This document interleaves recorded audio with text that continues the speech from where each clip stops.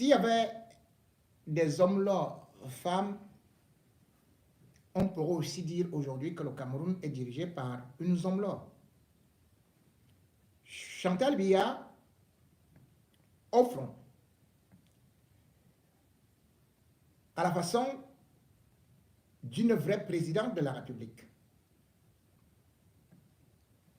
On a donc vu la première dame de plus en plus faire des sorties comme une présidente. Et d'ailleurs, suite à la mort de sa collaboratrice, ou alors de son employé, disons ça comme ça, Madame Bidumpat, on a vu Chantal Biya debout au milieu de son gouvernement. À la droite, on a pu constater qu'il y avait bel et bien le secrétaire général Ferdinand Ngongo. Sans pour autant oublier que à gauche, il y avait Mbonda Yolo. Et puis, les ministres. On me dira que c'est la mort de l'épouse d'un ministre. Mais combien de fois Chantal est allée avec tout un gouvernement pour accueillir le corps ou bien la dépouille ou bien tout simplement le cercueil de l'épouse d'un ministre. Le protocole qui a été placé avait déjà une signification. Et même la chaise et le tapis confirmaient tout simplement que Chantal Biya est celle qui dirige actuellement le Cameroun. La première dame est donc dans un rôle où, au moment où Paul Biya disparaît de la scène, occupe l'espace et surtout nous montre sa puissance. Chantal Biya, même si elle n'a pas encore officiellement posé sa candidature, mais on sait qu'à l'âge où Paul Biya est là, c'est désormais elle qui tient les rênes. Car comment comprendre que depuis la dernière élection, les dernières consultations, que ce soit législative ou municipale, que Paul Biya n'ait pas fait le moindre remaniement. Dans aucun pays au monde, on a vu cela. Le Cameroun est bloqué. Et qui bloque cela? C'est bel et bien Chantal Biya. Et pourquoi? Parce que, justement, il y a des éléments qui encore sont ses pions et qu'elle ne voudrait pas entendre qu'on a eu à déplacer. Chantal Biya, dans son plan et surtout dans sa dynamique, dans son équipe, a aussi perdu celle qui était son bras droit. Puisque c'est elle qui, au niveau du CERAC et sur le plan de la stratégie de l'intellectuel et tout ça, c'est Madame Bidumpat qui gérait beaucoup ce côté-là. Mais aussi un autre côté, le côté mystique.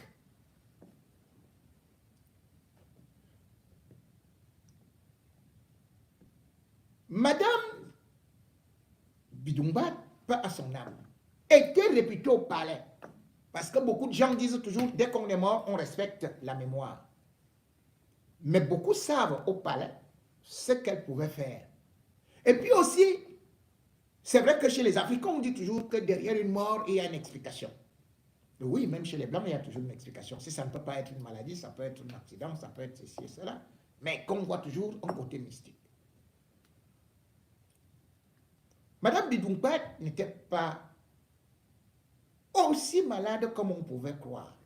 C'est son mari qui était très malade. C'est-à-dire Pierre Ismaël Bidumpat. Certaines rumeurs disaient même que il risquerait de trépasser. Mais curieusement, on a vu que Bidumpat, le ministre, a récupéré toutes ses formes comme s'il était en parfaite santé. Et son épouse est partie mourir au Sénégal. Pas au Sénégal, en Espagne. Ça relève d'abord une autre interrogation, deux autres interrogations. La première, est-ce normal que Chantal Biya, qui dit que elle se bat pour la santé, qui dit qu'elle a des fondations, et surtout, le ministre de la Santé nous a fait croire que les hôpitaux du Cameroun étaient les meilleurs, qu'on en trouvait exactement la même chose, qu'on en trouverait la même chose aux États-Unis, en France. Comment se peut-il que cette femme aille donc mourir en Europe, et plus particulièrement en Espagne, alors que le Cameroun dispose d'un plateau médical hors norme, comme on nous a fait croire. Deuxième des choses, c'est les luttes mystiques qu'il y a au palais. Beaucoup de gens disent que s'il n'y a pas de remaniement, c'est parce que également aussi, il y a des luttes mystiques qui se déroulent là-bas au palais et où les gens trépassent. Concernant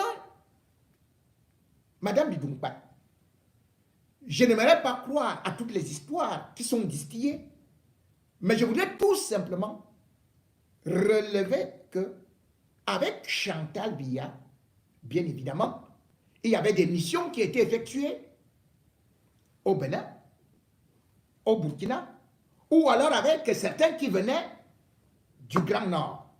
C'est elle qui était la cheville ouvrière.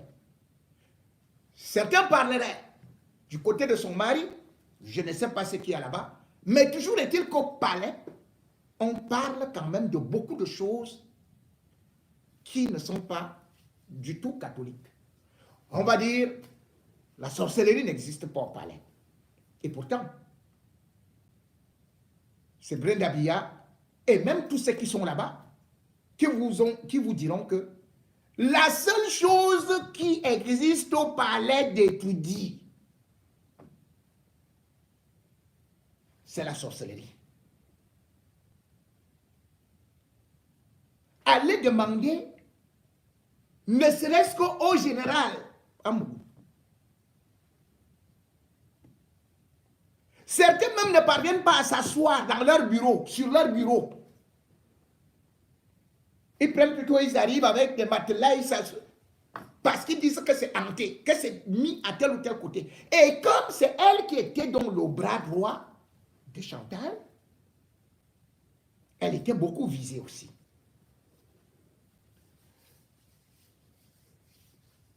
À côté,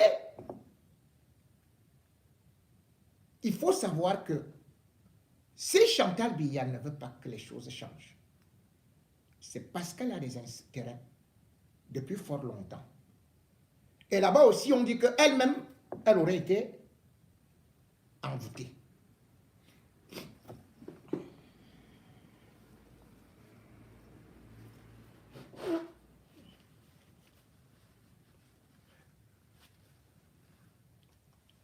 Avez-vous vu un secrétaire général mettre autant de temps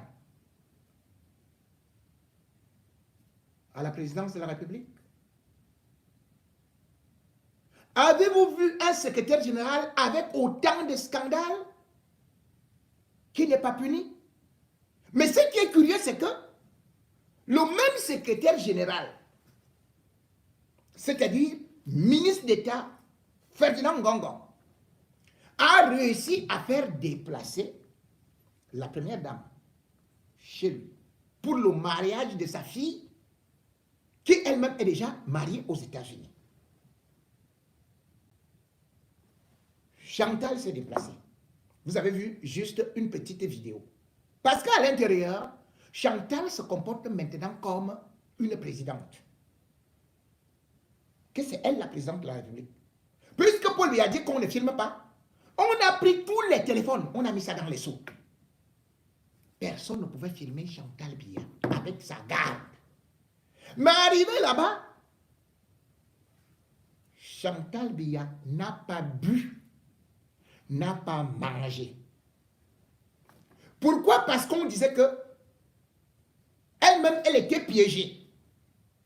Et ça, c'est les marabouts qui lui ont dit ça. Que si elle va là-bas, la femme de Ngongo et Ngongo ont déjà décidé que on va finir avec elle pour que ceci et cela. Donc, elle n'a pas mangé. Elle allait dans ce domicile de Ferdinand Ngongo, qui ne cache même pas sa fortune. Vous vous rendez compte? Un secrétaire général de la présidence, l'endroit où il a bâti sa concession c'est 20 hectares. 20 hectares. Le jour du mariage, comme pour défier la République, comme pour montrer que Chantal est au courant de tout ce qu'il fait, il a décidé d'offrir une villa d'1 milliard à sa fille. 1 milliard. Cette villa-là appartenait à celui qu'on appelle Coron. Vous connaissez le carrefour Coron. Donc, c'était un industriel, donc, et on a donné le nom Coron, carrefour Coron. Donc, c'est sa maison que Ngongo a eu à offrir à sa fille. Chantal a vu tout ce qu'il y avait tout autour. Mais la réalité, c'est quoi? C'est qu'aujourd'hui, Chantal, elle-même, elle est prise en otage. Elle est prise en otage pourquoi? Parce que entre Ngongo et Chantal, il y a des secrets et aussi des coups bas qui se font.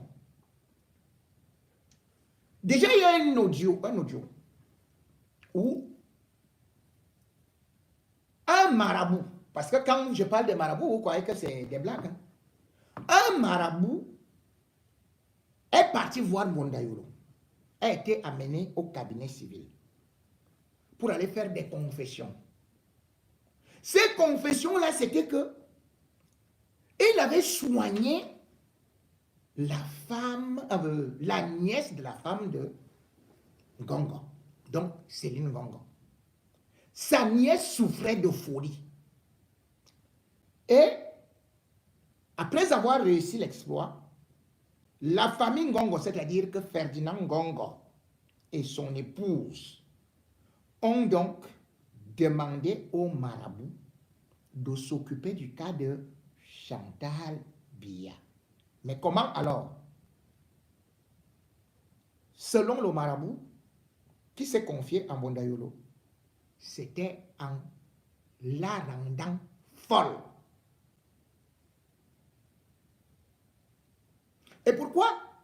Vous allez comprendre ça plus tard.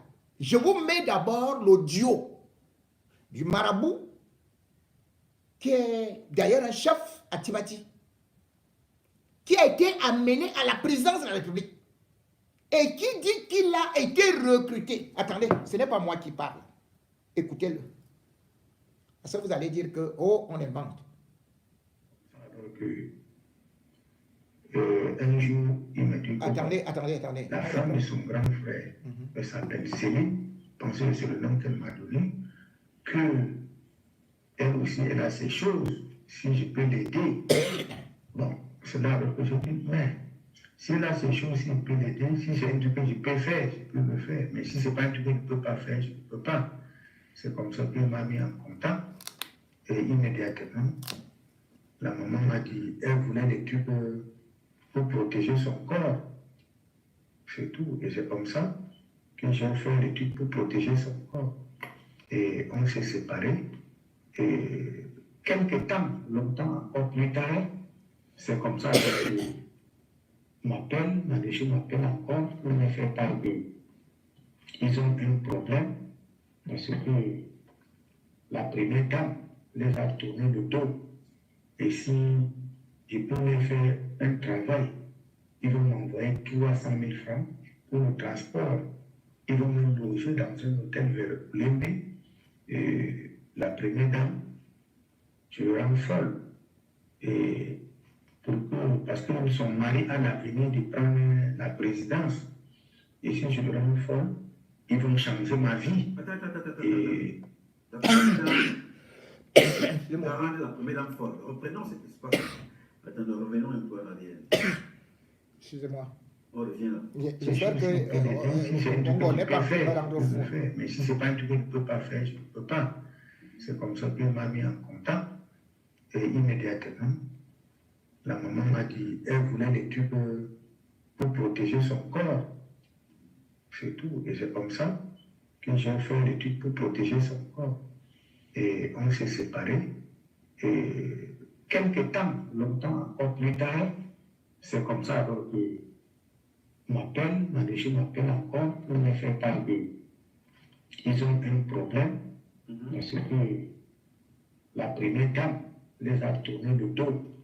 Et si je peux leur faire un travail, ils vont m'envoyer 300 000 francs pour le transport. Ils vont me loger dans un hôtel vers Lembe. Et la première dame, je le rends folle.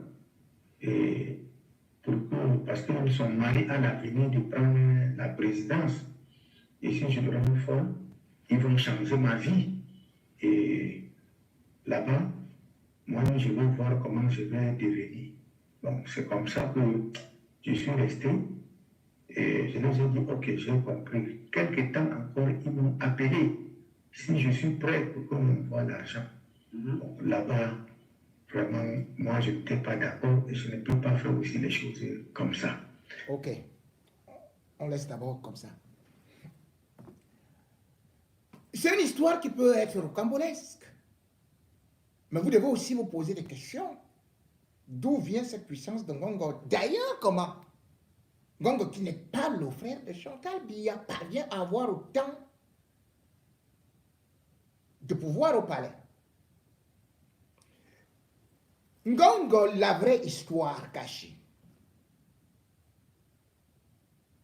c'est en réalité Mbondayolo, pas Mbondayolo, Bellinger Boutou. Parce que Ngongo a aidé la promotion après la fac Iva Lyrique. Donc il est de la promotion 84. La femme qui est maintenant sa femme là, c'était pas avec elle qu'il était, mais plutôt avec sa sœur, qu'il a viré. Et qu'est-ce qui va se passer? Bellinger Boutou, qui s'occupait souvent de la maman de Chantal, va amener Ngongo là-bas, chez elle. Arrivé là-bas, Ngongo va commencer à parler Nanga avec la maman de Chantal, maman Rosette. Il rentre. Mais une fois rentré, parce que une fois rentré, bien évidemment, Ngongo va repartir seul là-bas. Et c'est les gardes, un des gardes gendarmes qui traite avec Bolunge Boutou, qui va informer Bellinga que ton petit là, il est venu ici. Au palais, ça n'allait pas très bien entre Bellinga Boutou et Chantal. Et Biya, pour couper court, décide d'envoyer Bellinga à New York. C'est Bellinga qui part avec Ngongo à New York. Arrivé à New York, bien évidemment, Chantal repart avec Biya là-bas. Part avec Biya, généralement, quand elle arrivait là-bas, la personne qui faisait les courses avec Chantal Biya, c'était Madame Bellinga Boutou. Mais maintenant que Ngongo est là, que Ngongo est déjà ancien et que surtout il connaît déjà la mère de la première dame, c'est comme ça qu'il est introduit.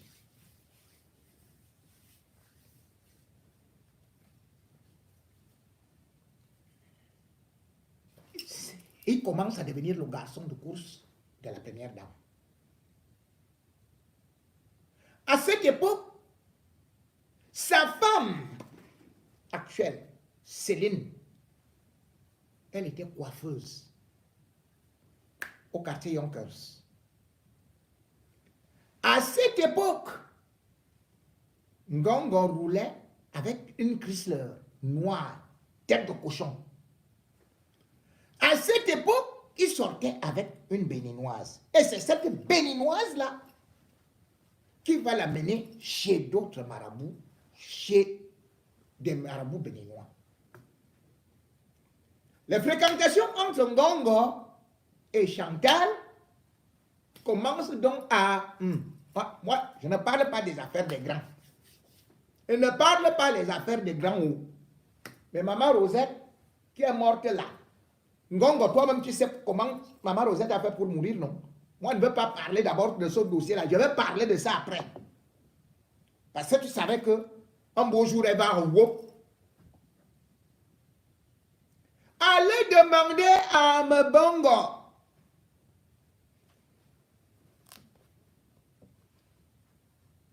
Qu'est-ce qu'il voulait aller dire à Bia? Et qu'il a été bloqué. Donc, c'est cette femme marabout béninoise qui a tout travaillé. Et Chantal. Alors, le deal, c'était quoi? Que quand il rentre, il va au secrétariat général. Sauf que, on dit non, ça sera trop visible, ce sera trop... Il faut d'abord qu'il passe au Minerex. Vous vous rendez compte que Ngongo est arrivé juste après Belinga. Et puis, on l'envoie au Minerex, là, il repart au Minerex. Vous savez combien de temps il a été comme SG? 6 mois. Mais entre-temps, il faut savoir qu'un Ngongo qui n'avait rien là, avait déjà commencé à avoir de l'argent pêle-mêle. Plus même le terrain qu'il achète là, qu'il a acheté là à Nyon. Il a acheté ça étant... Il a acheté une partie, c'est-à-dire que 10 hectares étant aux États-Unis. Hein. La première maison que Ngongo habitait, c'était à l'hôtel du Plateau, quelque chose comme ça. Je crois, vers Mousso. Il avait construit un duplex là-bas. Oui, à l'hôtel du Plateau. Après 6 mois, Chantal fait qu'il soit nommé au secrétariat général. Sauf que Ngongo arrivé là-bas, lui aussi commence donc à chercher ces choses.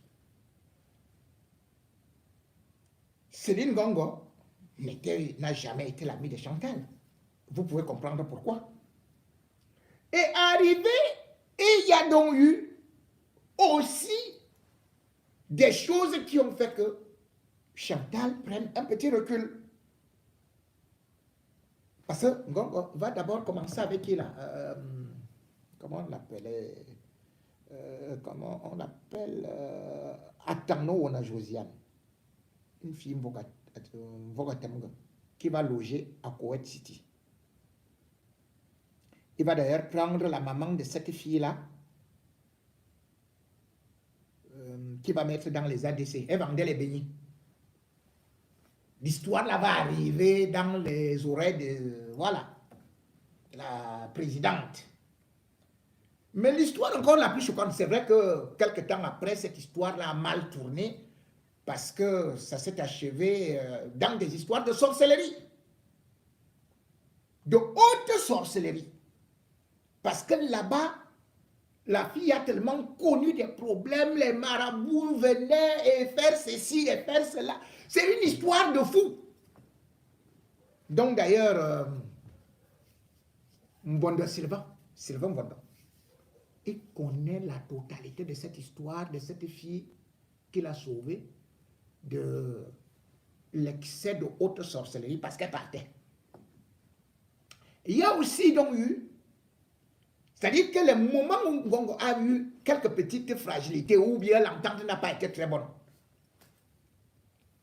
c'est une fille métisse française, Boulou, Raïssa Azeme, à qui Ngongo a aussi construit, je crois, un duplex, et qui a 2 fils qui sont allés à l'ENAM. Elle est partie accoucher aux États-Unis. C'est pour vous dire donc que les deux se tiennent. Moi, je n'ai pas parlé d'autre chose. J'ai seulement donné des petites histoires comme ça là. Vous ne pouvez pas dire que voilà quelqu'un. Le stade Paul Biya, les stades de la CAN, il a tout bouffé. Dès qu'on va commencer, allez, on bloque. Covid, task force. Dès qu'on va commencer, on bloque. Celui qu'on appelle même Laurent Esso a voulu tenter de le combattre. Allez, mandat d'Abéné, on a bloqué. Depuis 2011, secrétaire général à la présidence de la République. C'est lui qui fait le plus de scandales. Et c'est lui qui est dans toutes les affaires de haute sorcellerie de marabout. Ce que j'ai publié là, ce n'est pas moi qui le dis, ce n'est pas moi qui le fais. C'est qu'en réalité, aujourd'hui, il a tellement pratiqué la dernière fois, je crois que c'était avec un Congolais. Et c'était à Dubaï. On le l'avait nu, un secrétaire général. Il avait donné à ce type-là ou bien 400 000 $. Voilà donc Biya. On dit que lui-même, il est déjà dans la bouteille. Oui, vous allez dire que bon, c'est des histoires qui n'existent pas, mais Biya lui-même, Biya n'a fait que ces pratiques maraboutiques. Donc aujourd'hui, ce qu'on donne à Biya, ce qu'on fait à Biya, c'est-à-dire que du cuisinier, chef cuisinier à tout le monde qui est autour de Biya est contrôlé par Ngongo. On vient seulement, allez, petite lotion, on donne au père, allez, dès qu'on lui a dit que Ngongo a fait ceci et cela, il oublie, il revient, salut. Dès qu'il va faire ceci, allez, Ngongo va, il dit, allez, tournez la marmite, tournez. Le père oublie. Dès qu'il va faire ceci, allez, le gars est dans... Les gens vont dire que c'est des choses qui n'existent pas. Mais regardez, Biya lui-même, qu'est-ce qu'il avait fait? Et d'ailleurs, c'est un journaliste qui raconte cette histoire-là, c'est un journaliste français. Que Biya avait recruté pour justement espionner Ahidjo. On l'appelait Tellier. Il a écrit tout un livre. Et dans le livre, il parle de 1985 où Jacques Chirac devait avoir un débat avec Laurent Fabius. Alors, selon ce journaliste que Jacques Tillier, que Biya avait recruté pour surveiller Ahidjo, donc il était en même temps espion, il sera invité au palais d'Etoudi par Ahidjo, par Biya, et il sera reçu par le célèbre Omba Damas. Et je crois aussi qu'il y avait quelqu'un qui s'occupait de la sécurité à l'époque. Je vais trouver son nom. Denis Sekani. Il arrive au palais. C'est le journaliste qui a écrit tout un livre. Hein. Le journaliste qui a été recruté par Biya. Donc, il va parler de l'histoire de Marabout. Dit qu'on fait qu'il vienne. Et après, dans les bureaux de Biya, il y a un petit court qui sort, pieds nus, avec une tête rasée, avec une calouche blanche. Et j'ai cherché la phrase. De ce combat Damas, après avoir fait venir le marabout, il dit, tu verras Fabius à un moment donné va s'emporter et sera dans le vague, complètement largué. Il perdra ses moyens, car à un moment précis, il ne verra plus Chirac. D'ailleurs, le sorcier du président Biya est là. Et le sorcier de Biya, oh, pieds nus. C'est pas J. Paul qui raconte. Hein. J'ai dit que c'est le journaliste Jacques Tellier. Si vous voulez vous taper ça sur Internet. Il dit le sorcier était arrivé avec une bouteille de plastique où il y avait la boue et un liquide jaune. C'est là où on va lui dire que voilà donc, c'est celui-ci qui ira en France. Vous vous rendez compte, quelqu'un qui marche pieds nus, hein, qui doit aller laver Jacques Chirac, qui devait affronter Laurent Fabius. Et le journaliste espion précise que le marabout de Biya était arrivé en France. Oh, il a enduit, la veille du débat, il a enduit Jacques Chirac avec toute la boue, le liquide jaune. Quand ils sont arrivés au débat, vous pouvez encore revoir même le débat là. Fabius se perd. Il ne comprend plus rien. Et le lendemain, donc, Chirac l'avait battu. Le lendemain, Chirac appelle Biya pour le remercier et il remercie aussi Ongba Damas. Donc, au palais présidentiel, Biya a toutes sortes de marabouts. Chantal a les lots et c'est la femme de Bidonpat qui était chargée du côté de Chantal à recueillir ces marabouts. Quant aux autres choses qui peuvent être dites, Ferdinand Ngongo, aujourd'hui, lorsqu'on voit ce qui se passe au Cameroun, comment vous pouvez concevoir que le secrétaire général de la présidence ait la même mise sur le BIR? Le patron du BIR, c'est son ami. Comment vous pouvez concevoir qu'il ait la même mise sur la gendarmerie? Parce que c'est lui qui est là-bas. Galax, c'est tout quoi? C'est lui. La police, c'est lui. Et lorsque vous regardez même, après l'affaire du Zomlo des Zomlo, qu'est-ce qu'on fait? L'un des hommes qui était dangereux pour lui, c'était Eko à la DGRE. Eko donnait directement des renseignements à Paul Biya. Mais regardez qu'en décembre 2023, donc, il y a un décret de Paul Biya sort. Qui est-ce qu'on nomme comme DGRE? Ngoumo. Qui est Ngoumo? Il était conseiller technique au secrétariat général de la présidence de la République, c'est-à-dire qu'un sujet d'Ongongo, c'est lui qui faisait, c'est-à-dire que lorsque les notes de la DGRE pouvaient arriver, parce que certaines notes arrivaient, d'autres, Eko passait directement. C'est lui qui reprenait donc les notes de la DGRE. Là maintenant, il a été placé là par Ngongo. Vous pouvez dire ça comment?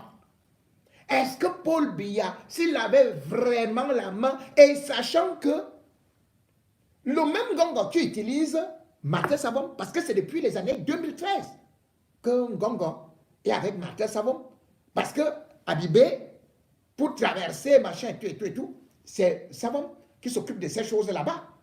Et d'ailleurs, vous avez pu constater qu'il n'y a pas très longtemps, non loin de là où se trouve justement la maison de Ngongo village, c'est là où il y a eu des rituels, où on a vu la tête de bœuf. La tête de bœuf était coupée avec un tissu rouge et les photos de Chantal et Ngongo. Les photos de Chantal et Ngongo. Qui est parti faire ce rituel? C'était Savon.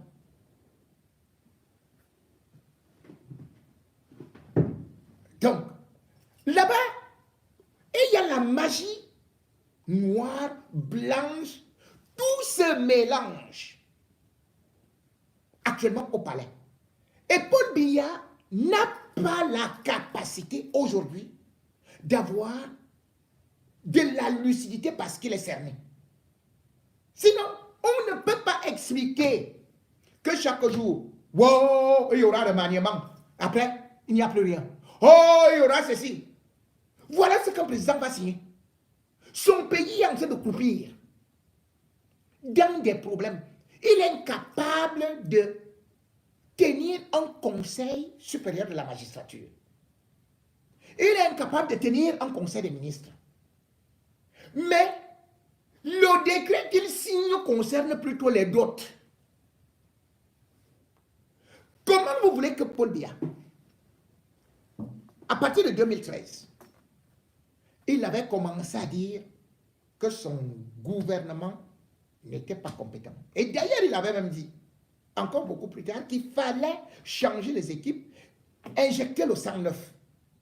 Et il avait dit qu'il ne comprend pas comment est-ce que les projets n'arrivent jamais à terme. Rappelez-vous que lors du discours de fin d'année de 2023, il avait dit que ceux qui détournent l'argent de l'État rendront gorge. Avant 2022, c'est-à-dire qu'en 2021, il avait dit. En 2023, il a répété. Comment est-ce que c'est possible que Paul Biya oublie ce qu'il avait dit? Comment est-ce que c'est possible que Paul Biya ne puisse pas respecter ses engagements, ne puisse pas procéder aux arrestations et au remaniement? C'est parce que, aujourd'hui, Chantal Biya dirige et en même temps se méfie de Ngongo. C'est pour ça que, à une certaine période, quand Ngongo a vu que Chantal faisait le glissement, lui aussi il a commencé à chercher. Donc il se regarde, il se gagne. Parce qu'ils ont beaucoup de secrets, et d'ailleurs que je ne veux pas continuer à révéler, d'autant plus que les enfants de Chantal aussi sont mêlés au détournement via Ngongo, à travers des marchés. Donc vous comprenez que notre pays n'est pas dans la logique de ce qu'on appelle émergence en 2035. C'est que on part d'une première dame qui après Biya redeviendra peut-être première dame, sauf que celle qui est actuellement là, avec Ngongo, elle aussi cherche à dire que s'il y a moyen, éliminons l'autre. Comment comprendre qu'une première dame arrive dans une manifestation, ne boive même pas de l'eau, ne boive même pas de l'eau, ne mange pas, ne se fasse même pas filmer? Notre pays ne pourra donc pas connaître cette espèce de transition de gré à gré parce que les gens sont partis s'amuser, parce que les gens ont d'autres calculs, parce que les gens sont en train de croire que c'est avec le troisième pied qu'ils deviendront chef d'État, président de la République. Non, ça ne pourra pas marcher. Ce n'est pas avec la sorcellerie. Ce n'est pas avec la magie, les marabouts, qu'on va tout simplement, après avoir enfermé un vieillard, on va aussi enfermer tout le peuple camerounais. Il faut que le peuple camerounais soit prêt et que le peuple camerounais prenne conscience que non, cela ne devrait pas marcher.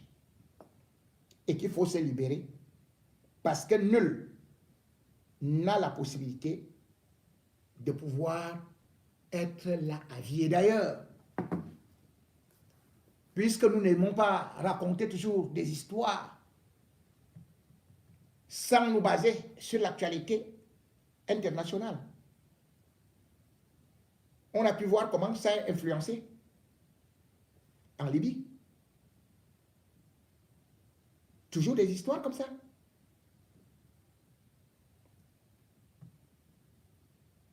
Nicolas Sarkozy,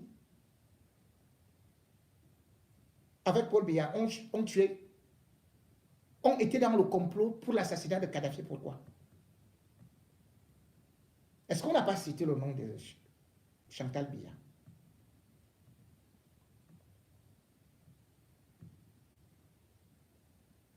Tout le monde a seulement regardé ce livre qui a été écrit. On dit, oui, il y a eu les histoires de des infirmières bulgares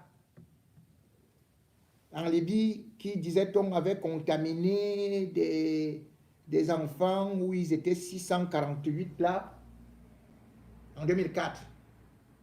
Mais tout le monde connaît que par la suite, Cécilia Sarkozy était partie pour les libérer. Et maintenant, on raconte que elle était partie aussi voir Kadhafi en bas.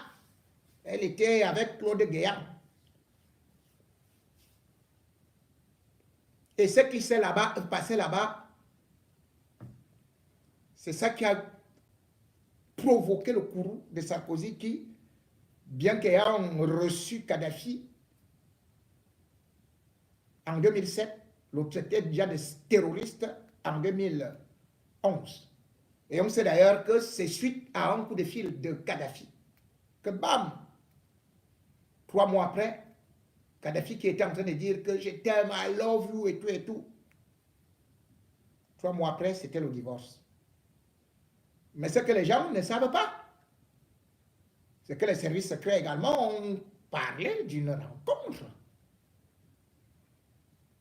Vous savez que Paul Biya était parti aussi rencontrer Kadhafi en novembre 2010 et que Chantal était aussi là-bas.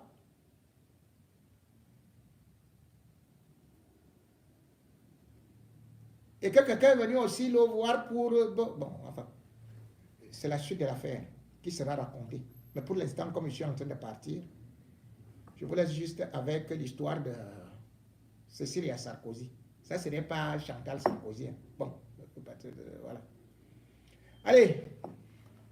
À Sarkozy s'ennuie, son mari est président, vous l'avez dit, ça va pas très bien dans le couple, et un dimanche après-midi à la Lanterne, son mari, Nicolas Sarkozy, lui propose de s'impliquer dans la libération des infirmières bulgares qui, à l'époque, on est en 2008, sont retenues par le régime libyen, le régime de Kadhafi, et vous racontez ce qui s'est passé entre Cécilia Sarkozy et le colonel Kadhafi. Alors Cécilia Sarkozy va d'abord refuser. L'affaire est extrêmement compliquée. L'Union européenne s'en est mêlée. L'affaire n'est pas simple. Bon, finalement, elle décide de s'impliquer dans cette affaire et va être montée une opération à la fois secrète et assez courageuse, je veux dire, où Cécilia Sarkozy va partir avec Claude Guéant et Boris, son nom m'échappe à l'instant. Non, autre nom, c'est pas grave.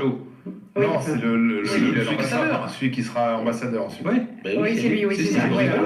Donc, ils partent en Libye pour exfiltrer les infirmières bulgares qui sont retenues en prison, qui étaient condamnées à mort, la peine commue à perpétuité. Et le colonel Kadhafi demande à ce que Cécilia Sarkozy vienne traiter directement avec lui. Là, elle va être vraiment très courageuse parce qu'elle va descendre dans le bunker de Kadhafi. Il demande à ce qu'elle soit seule, qu'elle n'ait pas garde du corps. Elle descend dans un sous-sol, il n'y a pas de fenêtre, il y a des armes partout. Et le colonel Kadhafi va se montrer très empressé auprès d'elle et elle va devoir lui résister. Et là, je dois dire, de manière très courageuse, elle est seule, c'est la nuit, elle est enfermée avec ce type, il n'y a personne autour.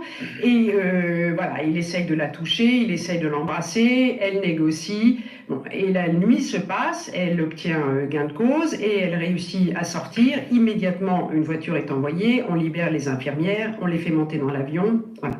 Elle arrive à la Lanterne. Elle est épuisée, elle a à peine eu le temps de prendre une douche, et il y a donc un petit dîner qui s'improvise et elle raconte. Elle est vraiment fatiguée, ça a été une tension extrême, et elle raconte. Alors là, il faut imaginer qu'on est dans une petite salle à manger 18e, au mur des œuvres d'art de Fragonard, des chaises Empire, une nappe blanche, de l'argenterie, la porcelaine de Sèvres, les maîtres d'hôtel, et Cécilia, ils sont 5 autour de la table. Et Cécilia raconte à son mari cette nuit d'épouvante. Elle raconte la libération, sa victoire. Et elle a son téléphone posé sur la table. Et le téléphone ne cesse de vibrer. Et Cécilia, parce que tout le monde se tait, tout le monde l'écoute, elle ne regarde pas son téléphone, elle éteint à chaque fois. Et le téléphone se remet à sonner. Elle éteint, et elle raconte, elle éteint, et elle raconte. Et le téléphone sonne 1, 2, 3, 4, 5, 6 fois. La 7e, elle a fini son récit. Nicolas Sarkozy a les larmes aux yeux, il dit qu'il va faire décorer les officiers de sécurité qui ont pris ces risques. Les officiers de sécurité dînent dans la cuisine. Et Claude Guéant approuve. Et là, le téléphone sonne pour la 8e fois. Et Cécilia décroche, met sur haut-parleur. Et là, dans la salle à manger de la Lanterne, on entend la voix du colonel Kadhafi qui dit « Cécilia, I want you. Cécilia, I want you back ». Le colonel Kadhafi appelle à la lanterne pour que Cecilia Sarkozy revienne et pour lui dire son amour. Merci. Il faudrait que Paul Biya vous dise pourquoi est-ce qu'il s'est donc aussi entendu de sacrifier l'Afrique alors que la plus grande banque devait être construite à Yaoundé. Pourquoi est-ce qu'il a saboté le projet des États-Unis d'Afrique que Sarkozy voulait faire? À l'instar d'une espionne,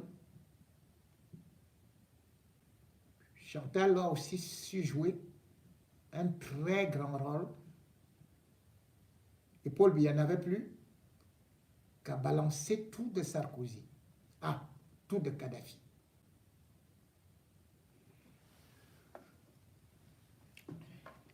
Dans un livre